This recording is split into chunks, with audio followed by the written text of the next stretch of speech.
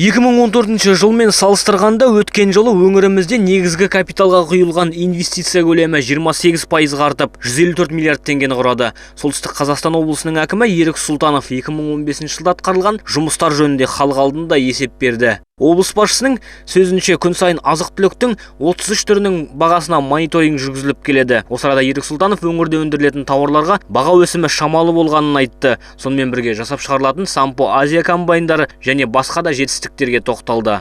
За отчетный период во всех сферах экономики Өткен жылы экономиканың барлық салаларында көрсеткіштің ұлғайғандығы байқалады. Бұл 32 миллиард теңге көлемінде табыс табуымызға көмектесті.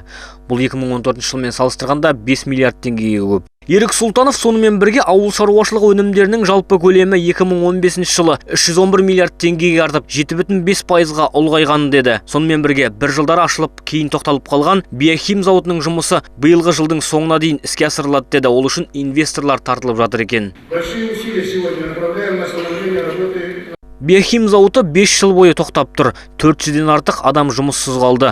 Бүгінгі күні Қазақстанның даму банкімен, еліміздің инвестициялық қорымен және Қазмұнайгаз ұлттық компаниясымен бірігіп, биыл зауыт жұмысын жандандырмақ ниеттеміз. Алда іске асырылады деген жобалардың қатарында облыс әкімі өңірде салынатын қант зауытын, шампиньондарды өсіру мен өңдеу жұмыстарын атады. Кейін 40 минуттық есебінен кейін облыс басшысына тұрғындар сұрақтарын қоя бастады. Олардың дені жол мен ауыз су мәселелері төңірегінде болды.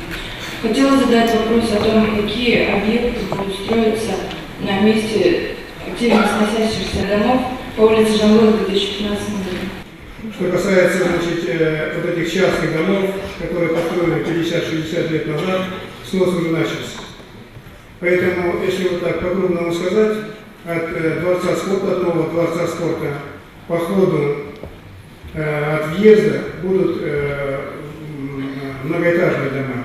Айта кету керек, облыс әкімінің есебіне еліміздің қаржы министрі Бақыт Сұлтанов та қатысты. Ал Ерік Сұлтанов болса өз сөзінде әлі де атқарылар жұмыстардың біршама екеніне тоқталды. Олардың негізгісі елбасы жүктеген нұрлы жол бағдарламасы мен 100 нақты қадам ұлт жоспары негізінде іске асырылатынын атап өтті.